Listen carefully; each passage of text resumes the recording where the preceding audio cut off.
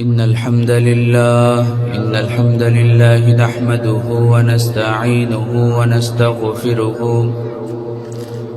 ونؤمن به ونتوكل عليه ونعوذ بالله من شرور أنفسنا ومن سيئات أعمالنا من يهده الله فلا مضل له ومن يضلله فلا هادي له أي فلن تجد له وليا مرشدا ونشهد أن لا إله إلا الله وحده لا شريك له والذي لا ضد له ولا ند له لا مثل له ولا مثيل له لا وزير له ولا كفيل له لا شبه له ولا شبيه له لا ولد له ولا والد له وهو الواحد الفرد الصمد لم يلد ولم يولد ولم يكن له كفوا أحد ونشهد أن سيدنا ونبينا وحبيبنا وبشيرنا ونذيرنا وطبيبنا وطبيب أرواحنا وحبيبنا وحبيب ربنا محمدا عبد الله ورسوله أرسله بالحق بشيرا ونذيرا وداعيا إلى الله بإذنه وسراجا وقمرا منيرا أما بعد فقد قال الله تعالى في كلامه المجيد وفي فرقانه الحميد أعوذ بالله من الشيطان الرجيم بسم الله الرحمن الرحيم نحن نقص عليك نبأهم بالحق إنهم فتية آمنوا بربهم وزدناهم هدى وقال تعالى إن الله وملائكته يصلون على النبي يا أيها الذين آمنوا صلوا عليه وسلموا تسليما اللهم صل على sound আরো বাড়ানোর দিকে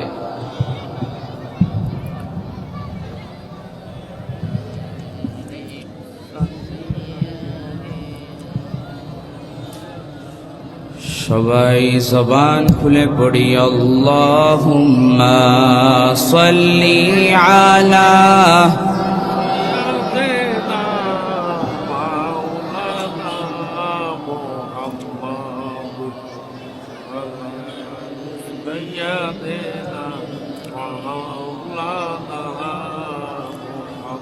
اللهم صل على محمد وعلى آل محمد كما صليت على إبراهيم وعلى آل إبراهيم إنك حميد مجيد اللهم بارك على محمد وعلى آل محمد كما باركت على إبراهيم وعلى آل إبراهيم إنك حميد مجيد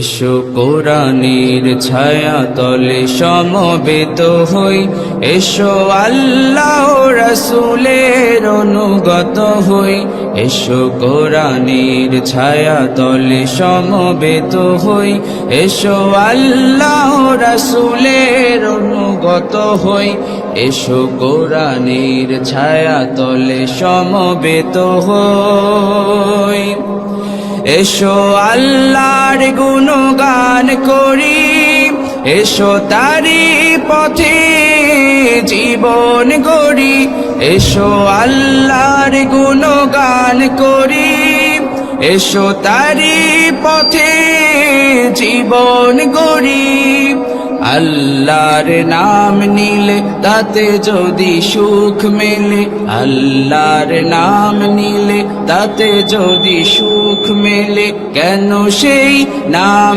থেকে দূরে সরে রই কেন সেই নাম থেকে দূরে সরে রই এসো কোরআনের ছায়া তলে সমবেত হই এসো আল্লাহ রাসূলের অনুগত হই এসো কোরআনের ছায়া তলে সমবেত হই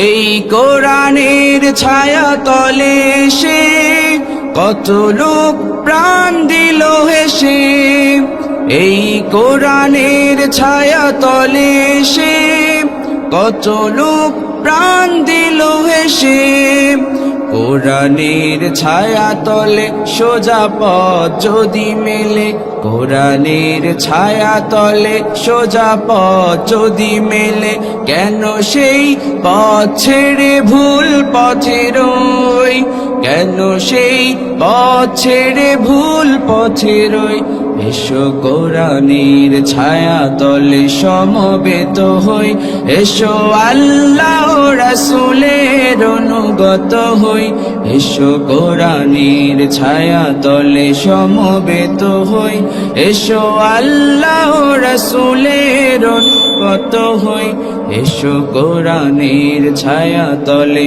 সমবেত হই সাউন্ডটা আগেই তো ভালো ছিল ভাই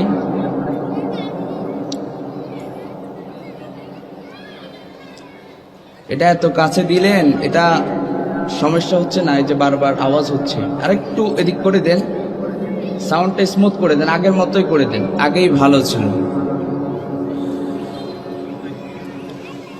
আমি একটু স্মুথ করার জন্য বলছিলাম সাউন্ড ভালো না হলে আমার আগামীকালকে প্রোগ্রামে কথা বলতে হবে না এটা মনে কষ্ট নিছেন আপনি আমার গলার সমস্যা হলে আগামীকালকে আমি কেমনে আলোচনা করব এই আর কি মনে কষ্ট নেবেন না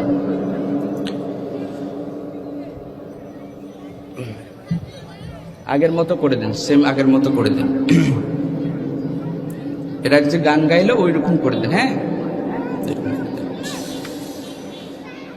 রাবিয়া বসরি মহিলা দাখিল মাদ্রাসার উদ্যোগে ষষ্ঠতম বার্ষিক ওয়াজ মাহফিলের সম্মানিত সুযোগ্য সভাপতি ডক্টর জালালউদ্দিন মেনন সাহেব আতালাল্লাহু আমরাহু ওয়া বারাকাল্লাহু ফি হায়াতিহি আমরা সবাই বলি আমিন অনেকেই আমিন বলতে কষ্ট হচ্ছে নাকি আরেকজন ভাইয়ের জন্য আপনি দোয়া করলে দোয়াটা আপনার জন্যই আগে কবুল হবে এবার পড়েন আমিন আমিনের আওয়াজ একটু বাড়ছে বাঙালি ফজিলত ছাড়া কাজ করে আজকে মাহফিলে আমার আগে কথা বলেছেন এবং যারাই কথা বলেছেন, কথা বলবেন, সবাই বিজ্ঞ আলেম, আমার ওস্তাদ সমতুল্য আলেম। আজকের মাহফিলে বিজ্ঞ ওলামায়ে কেরাম কথা বলেছেন। মুফতি মোহাম্মদ ইলিয়াস সাহেব, আতিকুর রহমান সাহেব, কামরুজ্জামান সাহেব, শাহ মোহাম্মদ ইয়াসিন সাহেব এবং কথা বলবেন যাকে আপনারা প্রধান আকর্ষণ করেছেন, হযরত মাওলানা রফিকুল্লাহ আফসারী সাহেব। যারাই কথা বলেছেন এবং কথা বলবেন সবাই কিন্তু বিজ্ঞ আলেম। আমি নগণ্য একজন মানুষ, অল্প কিছুক্ষণ আপনাদের সম্মুখে কিছু কথা বলার চেষ্টা করব ইনশাআল্লাহ। আজকের মাহফিলে আসতে পেরে আমরা খুশি না বেজার? খুশি না বেজার? আমরা খুশি, পরিমাণেও বেশি। জবান খুলে আমরা সবাই পড়ি আলহামদুলিল্লাহ, আলহামদুলিল্লাহ। আজকের এই চমৎকার আয়োজন যারা অ্যারেঞ্জ করেছে, আমরা তাদের জন্য দোয়া করি আল্লাহ তাআলা যেন তাদের হায়াতের মধ্যে, রিজিকের মধ্যে বরকত দিয়ে ভরপুর করে দেন। আমরা সবাই বলি আমিন। এই মাহফিলকে বাস্তবায়ন করতে যে টাকা দিয়ে, পয়সা দিয়ে, শ্রম দিয়ে, বুদ্ধি দিয়ে যে যেভাবেই সহযোগিতা করেছে সবার জন্য আমরা দোয়া করছি আল্লাহ তাআলা যেন সবার হায়াতের মধ্যে, রিজিকের মধ্যে বরকতের ফল্লুধারা নাজিল করে। আমরা সবাই পড়ি আমিন। আমি আজকে যেই সূরা থেকে যে আয়াত তিলাওয়াত করেছি, সূরার নাম হচ্ছে সূরা কাহাফ। সবাই আমার সাথে কথা বলতে হবে। সূরার নাম কি বললাম? কাহাফ। মাশাআল্লাহ, এভাবে করে আওয়াজ করবেন। কিছুক্ষণ আপনাদের সম্মুখে আমি কথা বলতে পারবো আওয়াজ করলে। পারবেন তো ইনশাআল্লাহ? সবাই তিনটা তাকবীর বলেন, তাহলে যাদের ঘুম জিমানি আছে তারা ঘুম জিমানি এটা চলে যাবে। লিল্লাহি তাকবীর, লিল্লাহি তাকবীর। মাশাআল্লাহ। তাহলে আমি যে আয়াত কারীমা তিলাওয়াত করেছি কোন সূরা থেকে? সূরা কাহাফ। এই সূরাটি মাক্কি সূরা। এই সূরাটি কি সূরা? এটি কোরআনে কারীমের 18তম সূরা। এই সূরাটি আয়াত আছে 110টা। মোটামুটি আমরা এই সূরার প্রাইমারি ইনফরমেশন জেনে ফেলেছি আলহামদুলিল্লাহ।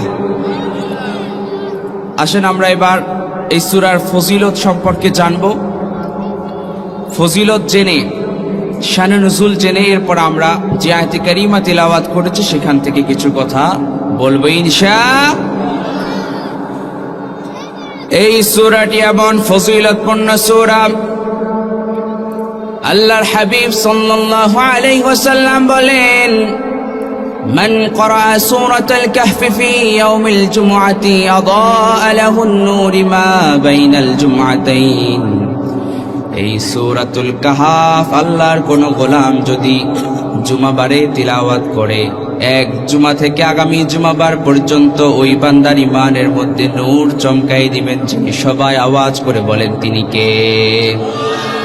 আবার বিশ্বনবী বলেন, মান হাফিজা 10 আয়াতিন মিন আউয়ালি সূরাতিল কাহফি উসিমা মিনাদ দাজ্জাল।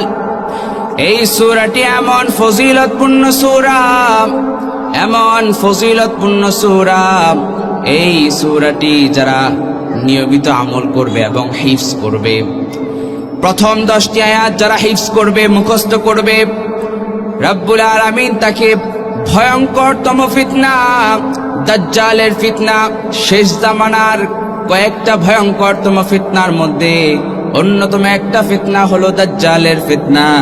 দাজ্জালের ফিতনা থেকে যদি আপনি বাঁচতে চান, এই সূরাতুল কাহফের প্রথম 10টি আয়াত মুখস্থ করার দরকার আছে না নাই? আল্লাহর হাবিব সাল্লাল্লাহু আলাইহি ওয়াসাল্লাম বলেন, এই সূরার প্রথম 10টি আয়াত যদি কেউ মুখস্থ করতে পারে, কেউ হিফজ করতে পারলে, রব্বুল আলামিন তাকে দাজ্জালের ফিতনা, ভয়ঙ্করতম ফিতনা দাজ্জালের ফিতনা থেকে হেফাজত করবেন। সবাই পড়ি সুবহানাল্লাহ। আবার অন্য হাদিসে এসেছে, আল্লাহর কোন গোলাম যদি এই সূরার শেষ 10টি আয়াত মুখস্থ করতে পারে, রাব্বুল আলামিন তাকেও দাজ্জালের ফিতনা থেকে হেফাজত করবেন। সুবহানাল্লাহ পড়ে। তাহলে মোটামুটি আমরা এই সূরার ফজিলত জানলাম, এই সূরার ফজিলত জানলাম। ফজিলত জেনে এরপরে আমল করারও দরকার আছে না নাই? আল্লাহ তাআলা আমাদেরকে আমল করার তৌফিক দান করুন। আরো জোরে বলি আমিন। এবার আসেন এই সূরা নাজিল হওয়ার প্রেক্ষাপটটা শুনি। কোরআনে কারীমে যতগুলো সূরা আছে, প্রতিটা সূরার একটা শানে নুজুল আছে, একটা ব্যাকগ্রাউন্ড আছে। তেমনি ভাবে এই সূরারও একটা শানে নুজুল আছে, একটা ব্যাকগ্রাউন্ড আছে। আল্লাহর নবী যখন দাওয়াতি কার্যক্রম শুরু করলেন, কোরআনের দাওয়াত দেওয়া যখন শুরু করলেন, বিশ্ব নবীর উপর যত ধরনের জুলুম অত্যাচার, যত ধরনের জুলুম নির্যাতন আছে, কাফের মুশরিকরা আমার নবীর উপরে করেছে। জুলুম নির্যাতনের স্ট্রিমলার চালিয়েছে কাফের মুশরিকরা। আমার নবী কোরআনের দাওয়াত দেওয়ার কারণে যেমনি ভাবে জুলুম নির্যাতন সহ্য করতে হয়েছে, আমার নবীকে তারা জুলুম অত্যাচার তো করেছে, আবার তারা বিভিন্ন ধরনের আমার নবীকে গালিগালাজ করেছে। আমার নবীকে তারা কোরআন প্রচার করার কারণে, কোরআনের দাওয়াত দেওয়ার কারণে মজনুন বলেছে, পাগল বলেছে। কাফের মুশরিকরা এমন কোন গালিরাই আমার নবীর শানে তারা ব্যবহার করে নাই। যত ধরনের গালিগালাজ আছে তারা আমার নবীর শানে ব্যবহার করেছে। পড়েন না আউযুবিল্লাহ। বিশ্ব নবী কোরআনের দাওয়াত প্রচার করার কারণে, কোরআনের আয়াতগুলো প্রচার করার কারণে যেমনি ভাবে আমার নবীর উপরে জুলুম অত্যাচার এসেছে, তেমনি ভাবে এই যুগেও কোরআন প্রচার করলে, কোরআনের আয়াতগুলো প্রচার করলে, কোরআনের আয়াতগুলো ব্যাখ্যা করলে জুলুম অত্যাচার এখনো আছে না নাই? আরো আস্তে কোন আছে না নাই? এই কোরআন যারা প্রচার করে, এই কোরআনের হক কথাগুলো যারা বলে, এদের উপরে জুলুম অত্যাচার আছে না নাই? জুলুম অত্যাচার আসবে। এই জুলুম অত্যাচার, এই ফাঁসির কাজটাকে উপেক্ষা করে কোরআনের দাওয়াত দিয়ে যেতে হবে। আমার নবী দাওয়াত দেওয়ার কারণে মার খেয়েছে, জুলুম অত্যাচারের শিকার হয়েছে। হয়তো এই যুগের আলেমদেরকেও মার খেতে হবে, ফাঁসির কাস্টে ঝুলতে হবে। এরপরেও কোরআনের পথ থেকে 1 ইঞ্চি পরিমাণ আমরা সরে দাঁড়াবো না। পড়েন ইনশাআল্লাহ। এই কোরআনের জন্য, এই কোরআনের দাওয়াত দিতে গিয়ে যদি ফাঁসির কাস্টে ঝুলতে হয়, এই কোরআনের প্রচার, এই কোরআনের আয়াতগুলো প্রচার করার কারণে, এই কোরআনের হক কথাগুলো বলার কারণে যদি জেলে যেতে হয়, জুলুম অত্যাচার সহ্য করতে হয়, আলেমরা করেছে এবং করবে। কারণ আলেমরা তাদের নিজেদের জীবনের চাইতে এই কোরআনকে বেশি ভালোবাসে, ঠিক কিনা বলেন? এই কোরআনের প্রচার করলে জুলুম অত্যাচার আসবে। জুলুম নির্যাতন উপেক্ষা করে এই কোরআনের দাওয়াত গোটা পৃথিবীতে আমাদেরকে ছড়িয়ে দিতে হবে। চিল্লায় বলেন ঠিক কিনা? এই কোরআন, এটা আমাদের জান, এটা আমাদের প্রাণ। এইটা নিয়ে কোনো বেয়াদব, কোনো কটু মন্তব্য করলে আমরা তাকে ছেড়ে দিতে পারি না। চিৎকার করে বলেন ঠিক কিনা? এই কোরআনের জন্য আমরা জীবন দিতে জানি, এই কোরআনের জন্য আমরা ফাঁসির কাস্টে ঝুলতে জানি, ঠিক কিনা বলো? এই কোরআনের জন্য যদি জীবন দিতে হয়, এই কোরআনের জন্য যদি ফাঁসির কাস্টে ঝুলতে হয়, কারা কারা যেহেতু 2 হাত তুলার লেখা দেখায় দাও। লিল্লাহি তাকবীর। আল্লাহ কবুল করুন। তাহলে এই কোরআন প্রচার করার কারণে আমার নবীর উপরে জুলুম অত্যাচার, কাফেররা সন্দেহ পোষণ করলো মুহাম্মদ কি আসলেই সত্য নবী নাকি মিথ্যা নবী। এটা জানতে পারে আগেরকার যুগের পণ্ডিতরা, আগেরকার যুগের আলেমরা, আগেরকার যুগের পণ্ডিতরা, ইহুদি পণ্ডিতরা কেউ মক্কায় থাকে না, তারা থাকে মদিনাতুল মুনাওয়ারায়। কাফের মুশরিকরা দেখতে পেল আমার নবীর কোরআনের দাওয়াত বন্ধ করা যাচ্ছে না, কেমন করে বন্ধ করা যায়। যত ধরনের কৌশল আছে সব কৌশল তারা ব্যবহার করা শুরু করলো। তারা একটা বৈঠক করলো, মিটিং করলো। ওই মিটিংয়ে তারা 2 জনকে সিলেক্ট করলো, নজর ইবনে হারিস এবং আরেকজনকে সিলেক্ট করলো উকবা ইবনে আবি মুআইদ। এই 2 জনকে সিলেক্ট করলো মদিনাতুল মুনাওয়ারায় পাঠানোর জন্য। কেন পাঠাবে? যাতে করে তারা ইয়াহুদি পণ্ডিতদের কাছ থেকে কিছু টিপস নিয়ে আসতে পারে।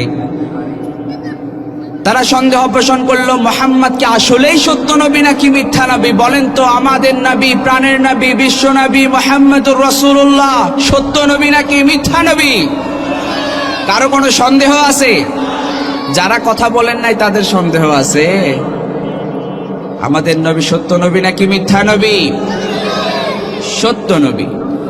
তারা সন্দেহ পোষণ করলো, তারা দুইজনকে সিলেক্ট করলো, ইহুদি পণ্ডিতদের কাছে পাঠাবে যাতে করে তারা কিছু বুদ্ধি দিতে পারে যে আসলেই কি মুহাম্মদ সত্য নবী না মিথ্যা নবী। তারা দুজন মদিনাতুল মুনাওয়ারায় চলে গেল। মদিনায় চলে যাওয়ার পরে ইহুদি পণ্ডিতদের কাছ থেকে পরামর্শ নিল যে আমাদের এলাকায় একজন লোক, তার নাম হচ্ছে মুহাম্মদ, আমরা বলি সাল্লাল্লাহু আলাইহি ওয়াসাল্লাম, সে নিজেকে নবী দাবি করছে। আমরা সন্দেহ পোষণ করছি সে কি আসলেই সত্য নবী না মিথ্যা নবী, আমাদেরকে কিছু টিপস দেন, আমাদেরকে সাজেশন দেন। তখন ইহুদি পণ্ডিতরা তাদেরকে 3টা টিপস দিল। সবাই আওয়াজ করে বলেন, কয়টা টিপস দিল? 3টা টিপস দিল। 1 নাম্বার টিপস, নাম্বার 1, 1 নাম্বার হচ্ছে তোমরা ওই মুহাম্মাদের কাছে গিয়ে বলবা, ওই মুহাম্মাদের কাছে গিয়ে প্রশ্ন করবা যে ওই সমস্ত তরুণ যুবক সম্পর্কে আমাদেরকে বলেন, যেই সমস্ত তরুণ যুবকরা ঈমান রক্ষার্থে গুহায় আশ্রয় গ্রহণ করেছে। কিসে আশ্রয় গ্রহণ করেছে? গুহায় আশ্রয় গ্রহণ করেছে। এরপরে 2 নাম্বার টিপস তাদেরকে শিখালো, ইয়াসআলুনাকা আনির রূহ, রূহটা কি, এই ব্যাপারে তোমরা ওই মুহাম্মাদের কাছে গিয়ে প্রশ্ন করবা। 3 নাম্বার টিপস তারা শিখিয়ে দিল, ওয়াসআলুনাকা আন যিলকরনাইন, বাদশা সম্পর্কে তাকে জিজ্ঞেস করবা। ওই মুহাম্মাদকে এই 3টা প্রশ্ন করবা। ওই 3টা প্রশ্নের জবাব যদি মুহাম্মদ দিতে পারে তাহলে বুঝবা সে সত্য নবী, আর যদি দিতে না পারে তাহলে বুঝবা সে মিথ্যা। তারা চলে গেল মক্কাতুল মুকাররমায়, তারা চলে গেল। তারা যাওয়ার পরে কাফের মুশরিকদের লিডার যারা সবাই, তারা মোটামুটি একটা ভাব চলে আসলো, কি জানি নিয়ে আসলো ইহুদি পণ্ডিতদের কাছ থেকে। তাদেরকে জিজ্ঞাসা করা শুরু করলো, কি টিপস নিয়ে আসলা, তাড়াতাড়ি বলো। তারা বলল যে বলার দরকার নাই, চলো আগে মুহাম্মাদের কাছে চলো, সবাই আমরা পড়ি সাল্লাল্লাহু, সবাই মুহাম্মাদের কাছে চলো, তাকে গিয়ে আমরা 3টা প্রশ্ন করব। এই 3টা প্রশ্নের জবাব যদি সে দিতে পারে তাহলে বুঝবা সে সত্য নবী, আর যদি দিতে না পারে তাহলে বুঝবা সে মিথ্যা নবী। 3টা প্রশ্নের জবাব আমার নবীর কাছে তারা চলে গেল। আল্লাহর নবীর কাছে গিয়ে তারা প্রশ্ন করা শুরু করলো, ও মুহাম্মদ, আমরা বলি সাল্লাল্লাহু, আমাদের এই 3টা প্রশ্নের জবাব দাও, এই 3টা প্রশ্নের জবাব দাও। 1টা 2টা 3টা প্রশ্ন করলো। করার পরে আমার নবী বললেন, যাও আগামীকাল এসো, আগামীকাল এসো। পরবর্তীতে তারা পরের দিন যখন আসলো, আমার নবী তখনও বলল আগামীকাল এসো। আবার পরের দিন আসলো, কাফেররা পরের দিন আসলো, আমার নবী একই কথা বললেন, যাও আগামীকাল এসো। এইভাবে করে 1 দিন নয়, 2 দিন নয়, 3 দিন নয়, টানা 15 দিন, কোন বর্ণনায় এসেছে টানা 15 দিন আমার নবীর উপরে ওহী আসে নাই। অর্থাৎ তাদেরকে যে বলল আগামীকাল এসো, কারণ আমার নবীর উপরে রাতের বেলায় জিবরিল আমিন এসে আমার নবীকে কোরআনে কারীমের আয়াত নাজিল করে দিলে আমার নবী তাদেরকে আগামীকাল বলতে পারতো, ঠিক কিনা বলে? আমার নবী মন গড়া একটা কথাও তিনি বলেন, একটা কথাও তিনি বলেন না। আমার নবীর উপরে যে ওহী নাজিল করা হতো ওই ওহীর আলোকে তিনি কথা বলতেন। একটা মিথ্যা কথাও আমার নবীর জীবনে আমার নবী বলে। তাদেরকে বলল আগামীকাল এসো, এভাবে করে বারবার যখন তাদেরকে বলা শুরু করলো আগামীকাল এসো, তারা যখন দেখতে পেল মুহাম্মদ সাল্লাল্লাহু আলাইহি ওয়াসাল্লাম জবাব দিতে পারছে না, এবার তারা আমার নবীকে নিয়ে বিভিন্ন ধরনের কটু মন্তব্য করা শুরু করলো। আল্লাহর নবীর আপন চাচি উম্মে জামিল বলেই ফেললো, মুহাম্মাদের উপরে এতদিন যেই জিনটা ভর করেছিল সেই জিনটা মুহাম্মাদকে ছেড়ে চলে গেছে। পড়েন নাউযু বিল্লাহ। অর্থাৎ জিবরিল আমিন যা আসতো, ওই উম্মে জামিল আবুল আহাবের স্ত্রী বলেই ফেললো যে আমার মুহাম্মাদের উপরে এতদিন যেই জিনটা আসতো সেই জিনটা মুহাম্মাদকে ছেড়ে চলে গেছে। নাউযু বিল্লাহ পড়বেন না। এইভাবে করে 15 দিন পর্যন্ত আমার নবীর উপরে ওহী আসে নাই। বিশ্ব নবী সাল্লাল্লাহু আলাইহি ওয়াসাল্লাম পেরেশান হয়ে গেলেন, টেনশনে পড়ে গেলেন। কি কারণে আমার নবীর উপরে ওহী আসে না? কি জন্য আমি ভুল করলাম, কি ভুল করলাম, কি অপরাধ করলাম, কেন জিবরিল আমিন আমার কাছে আসে না? আল্লাহর নবী হতাশ হয়ে গেলেন, পেরেশান হয়ে গেলেন। কি ভুল করলাম, হঠাৎ করে জিবরিল আমিন আসছে না কেন? মক্কা চত্বরে বসে আছে, হঠাৎ করে জিবরিল আমিন কোন কোন বর্ণনায় 70,000 ফেরেশতার বহর নিয়ে আমার নবীর কাছে সেই সূরাতুল কাহাফ নাজিল করলেন। পড়েন সুবহানাল্লাহ। শুনতেছেন? আর কয়েক মিনিট শোনা যাবে। একবারে মুনাজাত পর্যন্ত কারা কারা থাকবেন একটু হাত দেখি। লিল্লাহে তাকবীর, লিল্লাহে তাকবীর। জিবরিল আমিনকে প্রশ্ন করলো, কি কারণে এই 15 দিন আমার কাছে আসলা না? কি অপরাধ করলাম, কি ভুল করলাম, কি অন্যায় করলাম, কি জন্য আমার কাছে এই 15টা দিন আসলা না? তখন জিবরিল আমিন বলল, ও নবী, আমি তো আমার মনে যা চাই তাই করতে পারি না, আমি আমার মন মতো আপনার কাছে আসতে পারি না। আল্লাহ তাআলা আমাকে হুকুম করলে তবেই আপনার কাছে আসতে পারি। আল্লাহ তাআলা এতদিন অর্ডার করেন নাই, তখন আসতে পারি না। এখন আল্লাহ তাআলা অর্ডার করলেন, এজন্যই আমি আসতে পেরেছি। পড়েন সুবহানাল্লাহ। আবার প্রশ্ন করলো জিবরাইল, কেন, কি কারণে, আমি কি ভুল করলাম, কেন আল্লাহ তোমাকে পাঠায় নাই? রব্বুল আলামিন কোরআনে কারীমে আয়াত নাজিল করে দিলেন। রব্বুল আলামিন বলেন, ওয়ালা তাকুলান্না লিশাইইন ইন্নী ফাইলুন যালিকা গাদা ইল্লা আন ইয়াশা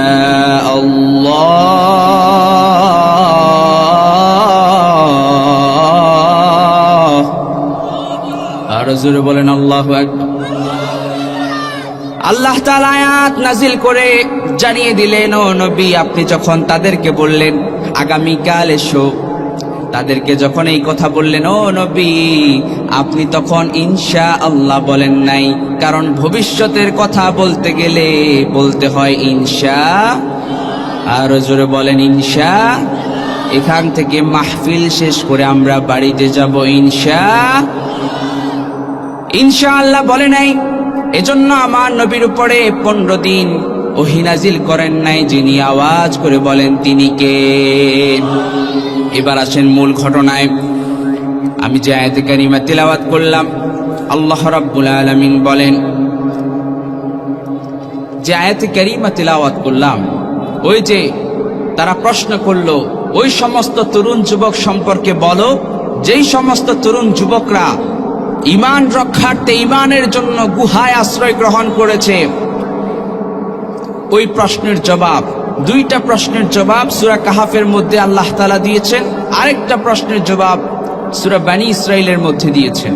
2টা প্রশ্নের জবাবের মধ্যে একটা প্রশ্ন ছিল, ওই সমস্ত তরুণ যুবক সম্পর্কে আমাদেরকে বলেন যে সমস্ত তরুণ যুবকরা ঈমান রক্ষার্থে গুহায় আশ্রয় গ্রহণ করেছে।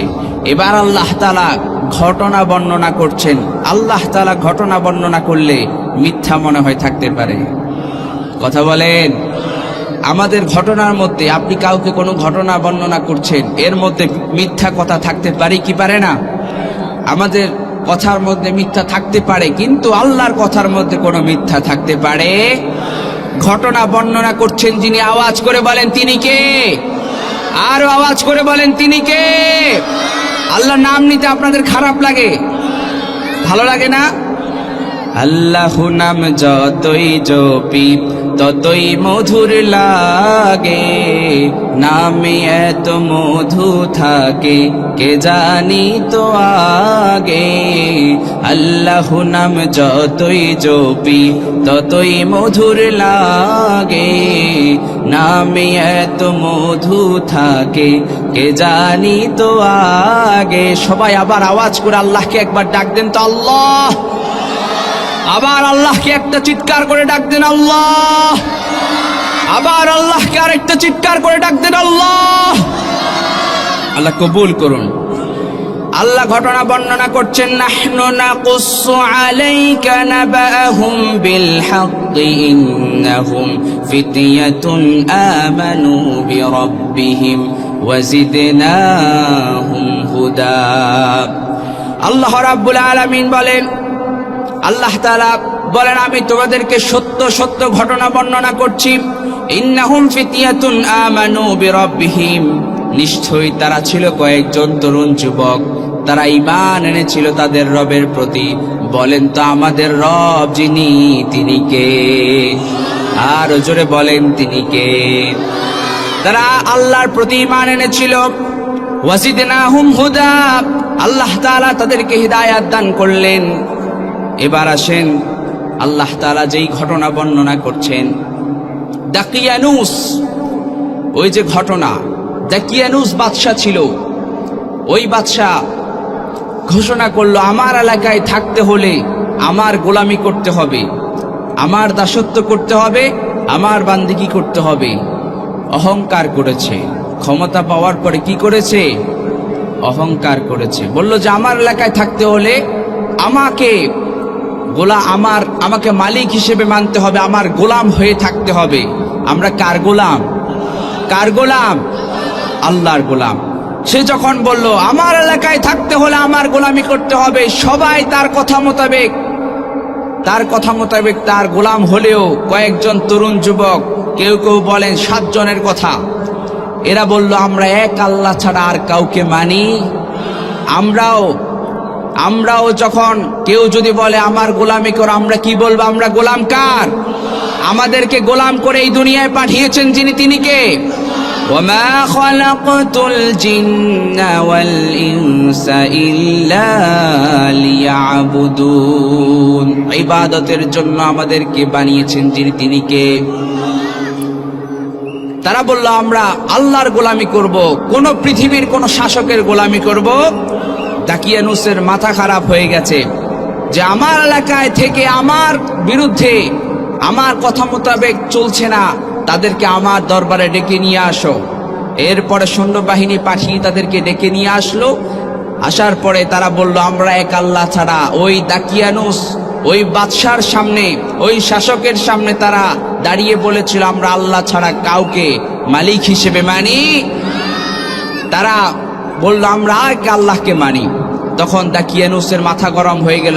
তিনি বলল যে তোমরা কি জানো আমার ক্ষমতা কি? আমি চাইলে তোমাদেরকে আজকেই এখানে ফাঁসির কাস্টে ঝুলিয়ে দিতে পারি, মেরে ফেলতে পারি। তারা বলল আমাদেরকে মেরে ফেলেন, কেটে ফেলেন, যাই করেন, আমরা একজনের গোলামি করব, তিনি কে? এরপরে তাদেরকে বলল তোমাদেরকে 3টা দিন সময় দিলাম, এই 3 দিনের মধ্যে তোমরা ডিসিশন নাও, তোমরা কি আমার গোলামি করবে নাকি আল্লাহর গোলামি করবে? তোমরা ডিসিশন নাও, তোমরা নিজেরাই সিদ্ধান্ত নাও। তারা চিন্তা করলো তার গোলামি করা যাবে না, প্রয়োজনে দেশ ত্যাগ করে চলে যেতে, এই এলাকা ছেড়ে চলে যেতে হবে প্রয়োজনে। এরপরেও তার গোলামি করা যাবে না। এরপরে যখন তারা বের হয়ে গেল, অজানা গন্তব্যের দিকে তারা হাঁটতে শুরু করলো। হাঁটতে হাঁটতে এমন একটা জায়গায় চলে গেল কিছুই চিনে না। হাঁটতে হাঁটতে অনেক দূর চলে গেল, হঠাৎ করে একটা গুহা দেখতে পেল। আওয়াজ করে বলেন কি দেখতে পেল? কি দেখতে পেল? ঘটনাটির নাম হচ্ছে আসহাবে কাহাফ, অর্থাৎ আল্লাহ তাআলার বর্ণনাকৃত ঘটনা। আপনারা শুনতে পাচ্ছেন, সুবহানাল্লাহ পড়বেন না?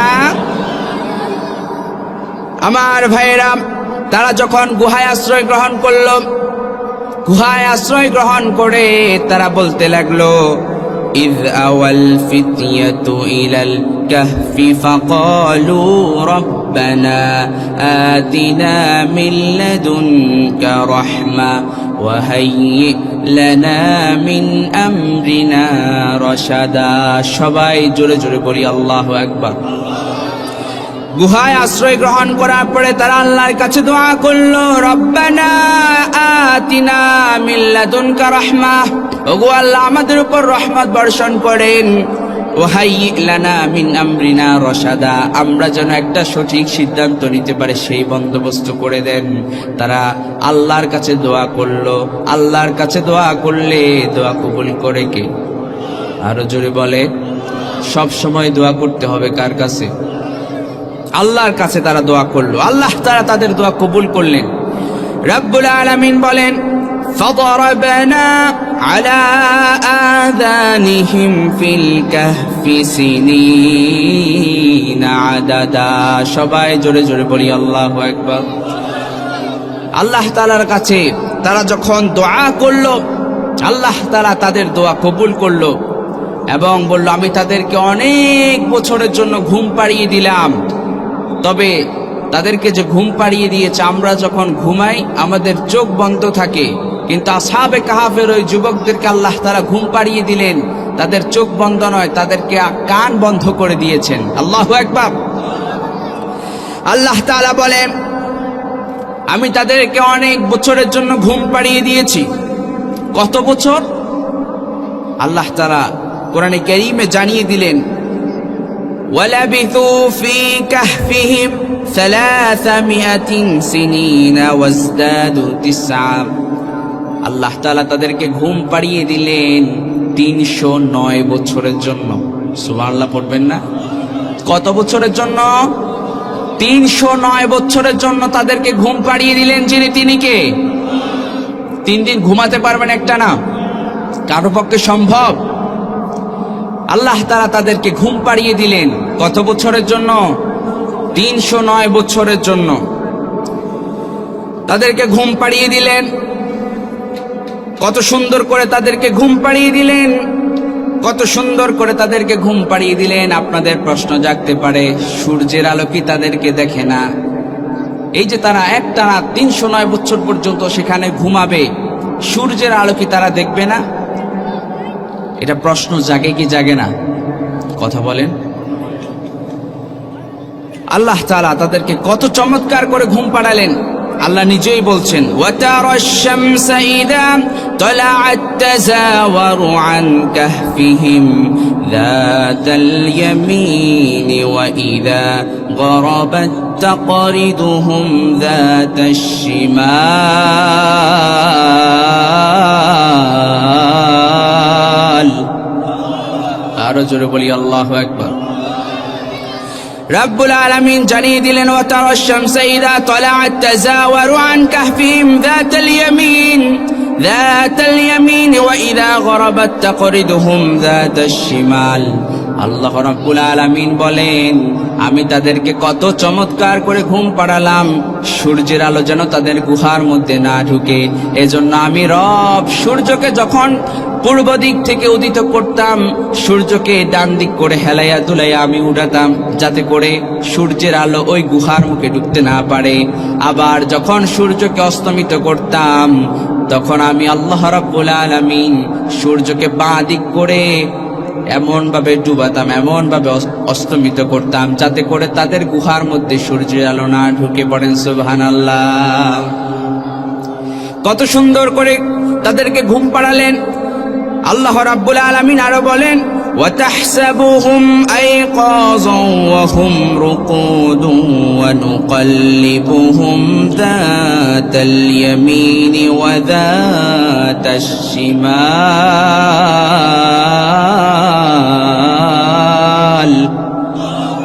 জোরে বলি আল্লাহু আকবার। আল্লাহ বলেন, ও নবী, আপনি যদি দেখতে পেতেন, আপনার কাছে মনে হতো তারা জাগ্রত আছে, না, তারা জাগ্রত নাই, তাদেরকে আমি আল্লাহ রাব্বুল আলামিন ঘুম পাড়িয়ে দিয়েছি। বলেন তো কত বছরের জন্য? সবাই বলেন কত বছর? 309 বছরের জন্য তাদেরকে ঘুম পাড়িয়ে দিলেন।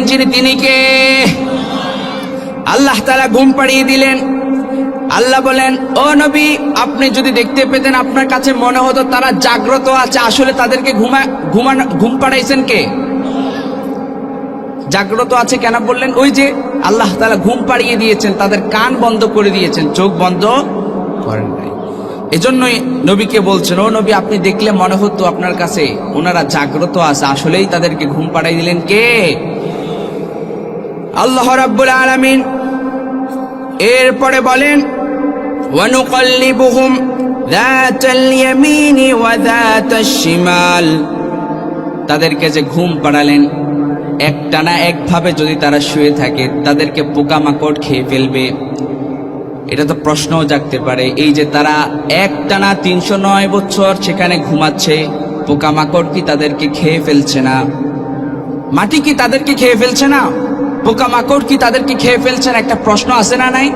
আল্লাহ তাআলা ওই প্রশ্নের উত্তর দিয়ে আল্লাহ তাআলা বলেন, আমি এমন ভাবে তাদেরকে ঘুম পাড়িয়ে দিয়েছি, কখনো কখনো তাদেরকে ডান দিকে, কখনো কখনো বাঁ দিকে ওলট পালট করে দিতাম, যাতে করে মাটি তাদেরকে খেয়ে ফেলতে না পারে, যাতে করে পোকামাকড় তাদেরকে খেয়ে ফেলতে না পারে।